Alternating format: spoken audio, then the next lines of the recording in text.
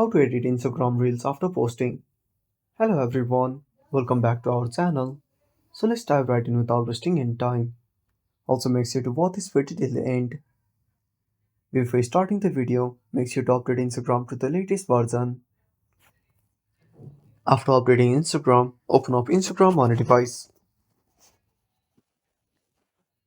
Now tap on profile at the bottom right corner. Now scroll down and tap on the Reels tab.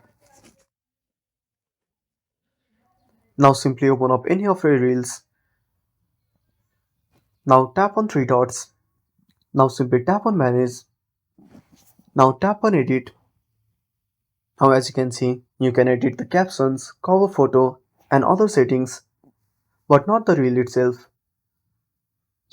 So unfortunately, you cannot edit the reel after posting. And that's it. Thanks for watching. Make sure to subscribe our channel and hit the bell icon. See you in the next video.